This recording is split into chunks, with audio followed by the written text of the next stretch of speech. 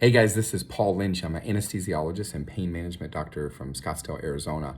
There's some really exciting breaking news today, and I just wanted to make a quick video for my followers who are trying to interpret the new data out of Pfizer. I'm actually going to post several links below, including the entire study design, 126-page paper for the nerds out there.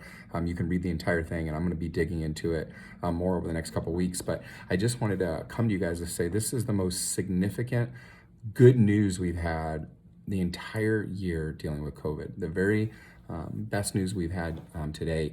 So Pfizer was one of the companies that was working rapidly towards getting a vaccine for COVID, and they enrolled 43,538 people. This was a massive trial, almost 44,000 people, and half of them got the new vaccine for COVID. Matter of fact, it was 2 doses. So they did one and then they did a second dose. And they just did an interim analysis. So they're about halfway done with the study.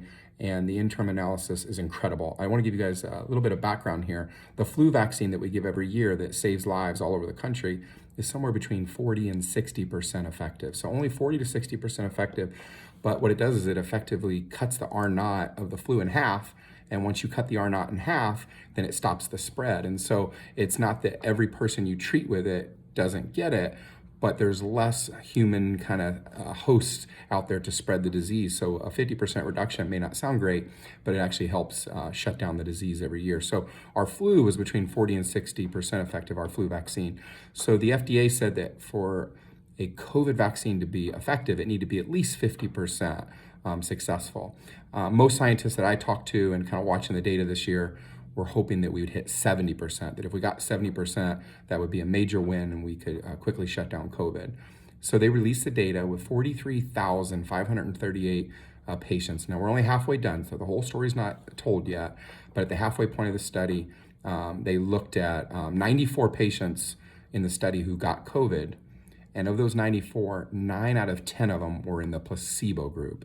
And so that meant only 10% of the cases came from someone who got vaccinated. And when you look at the math of it, it was a 90% reduction in your chance of getting COVID.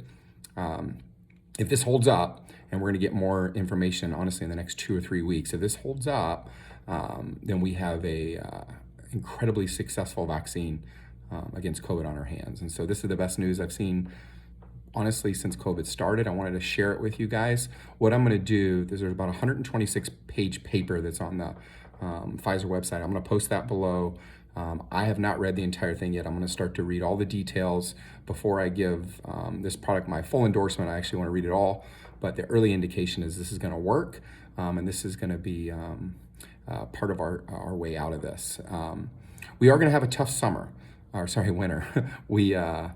The cases are skyrocketing, as you guys are probably following along. We're having 120 to 130,000 cases a day. And so the next couple of months are going to be very, very difficult. But Pfizer said in their statement that they could produce as many as 1.3 billion vaccines in 2021. And so I can tell you that I can start to see a light at the end of the tunnel. It's not going to come, we're not going to be able to widely deploy this until 2021, but I see that by May or June of next year, we'll be coming out of this terrible crisis that we've been in. So I'm going to post some stuff below. There's more data to come. There's it looks like Pfizer is going to go to the government for an emergency use declaration, and they're going to wait until it's been 2 months since the last person got their second dose. They just want to make sure there's no safety issues. Right now, there's been no safety issues, nothing reported as far as bad effects. And so we should have some more information about 2 or 3 weeks. And I think they're going to go to the government for emergency use authorization. And so we should start to see this vaccine deployed potentially this year or very early next year. It's great news. Feel free to put comments below. I'll try to answer as best I can.